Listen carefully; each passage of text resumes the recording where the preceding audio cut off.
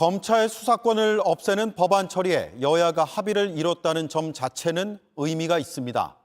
검찰 개혁이라는 시대적 과제에 일방통행이라는 오점을 남기지 않게 돼서입니다. 하지만 합의안에는 모호한 부분도 담겨 있습니다. 표현이나 시안을 두고 다양한 해석들이 가능합니다. 합의 내용이 과연 국민 입장에서 최선이었는지에 대해서도 여전히 논쟁적입니다. 당장의 파국을 피한 땜질식 합의가 아닌지 오늘 뉴스룸에서 자세히 따져보겠습니다. 먼저 합의의 내용과 여야의 움직임, 황예린 기자가 보도합니다. 박병석 국회의장은 오늘 오전 민주당과 국민의힘을 향해 중재안을 제시했습니다.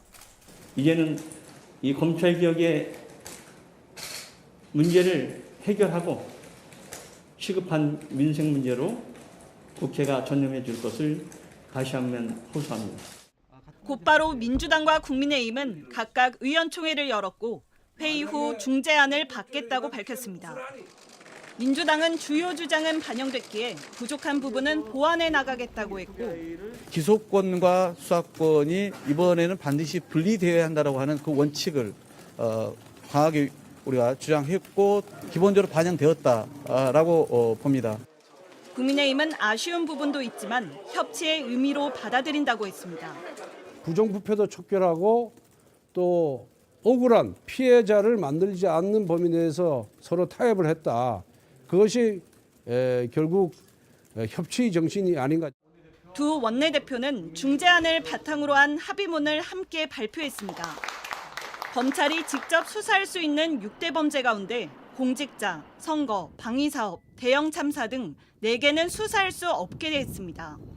부패 경제 범죄에 대한 수사권은 당장은 남겼지만 한국형 FBI인 중대범죄수사청을 만든 뒤엔 없애기로 했습니다. 중수청을 만들기 위해 국회 안에 사법개혁 특위를 구성해 1년 6개월 안에 입법 조치를 마무리하고 발족시키겠다는 목표도 담았습니다. 현재 수사 중인 혐의와 관련 없는 별건 수사는 못하게 하되 경찰이 넘긴 사건을 보완하기 위한 수사 권한은 남겨뒀습니다.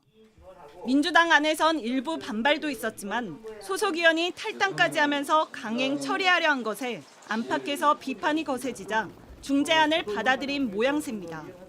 국민의힘도 중수청이 신설될 경우 검사와 검찰 수사관이 참여하게 될 것이고 보안 수사권은 남겼기 때문에 타결점을 찾은 걸로 보입니다.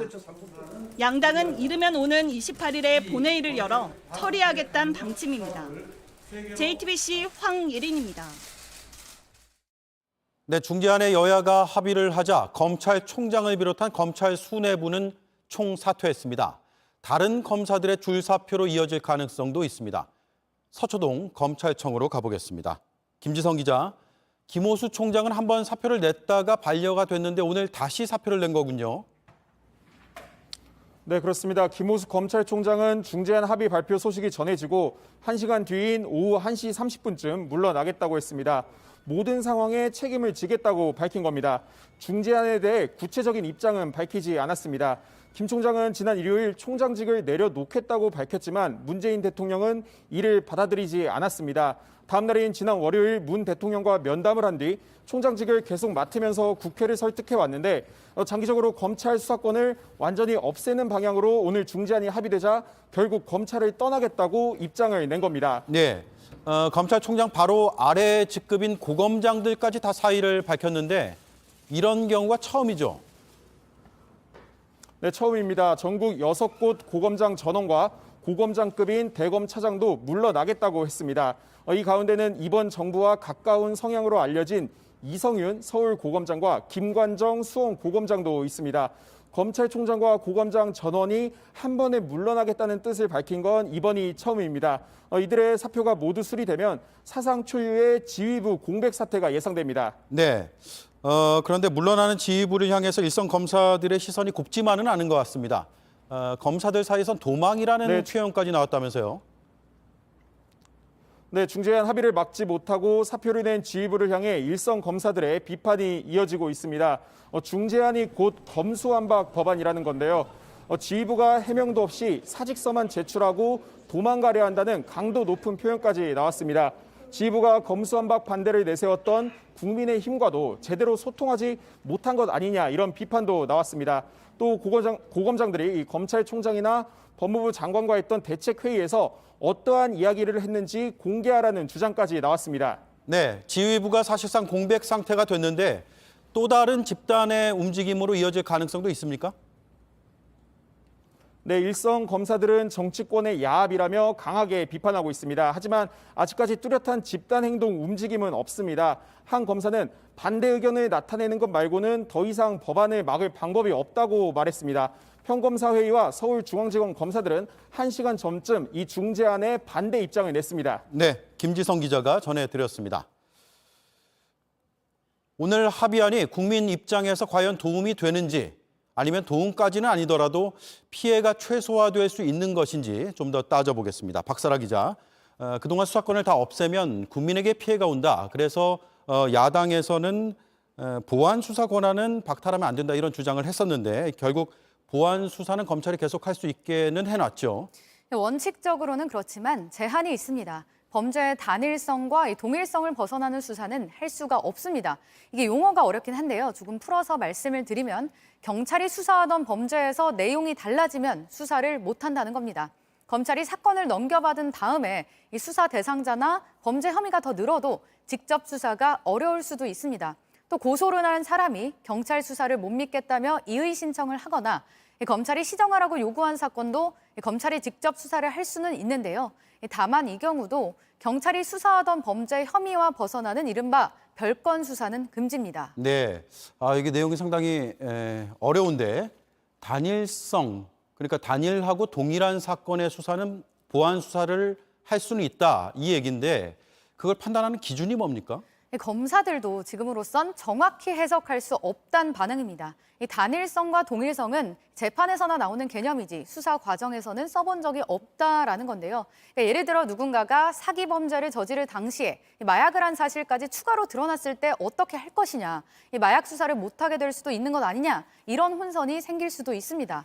재심 사건을 많이 다뤄왔던 박준영 변호사도 다단계 사기 사건에서 피해자와 범행 시간, 장소는 다 다른데 범인이 같다면 범죄가 단일하고 동일하다고 보기는 어렵다 이렇게 말을 했습니다.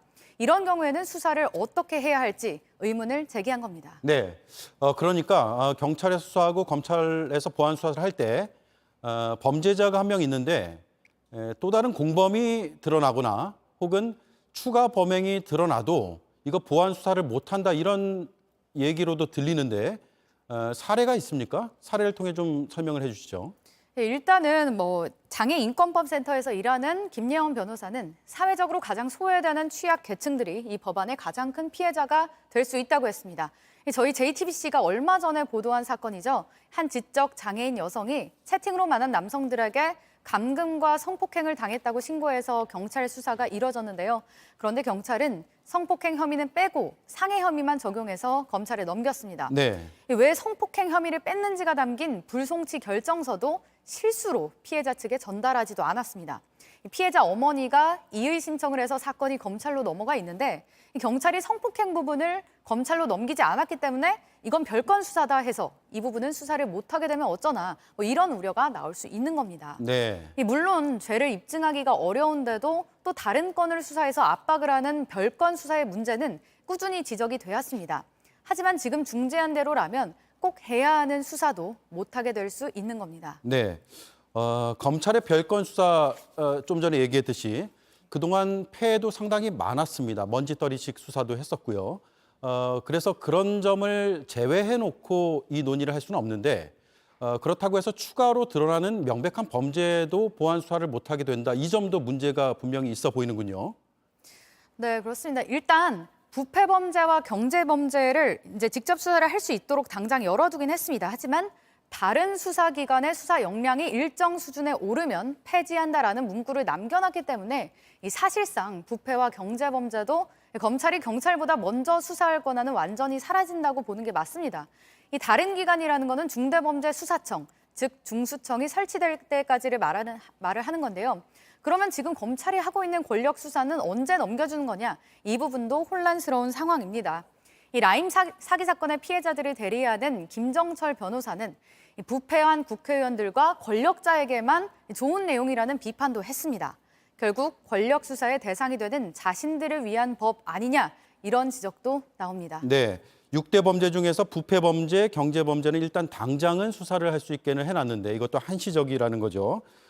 일단 여야가 합의를 했습니다. 법안 통과는 이제 시간 문제 같은데 검찰의 수사권이 없어지는 것이 국가의 수사권이 없어지는 문제는 또 아니잖아요. 그래서 이제 앞으로는 국가의 수사권에 공백이 없느냐 이 부분을 좀 따져서 억울한 시민이 생기지 않을지를 고민하는 시간이 필요해 보입니다. 박사라 기자였습니다.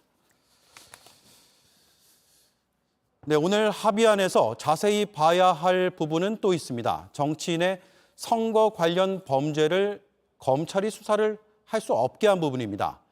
여야가 극한 대립 속에서도 공동의 이해관계가 걸린 이 부분에는 의기투합을 한 모양새입니다.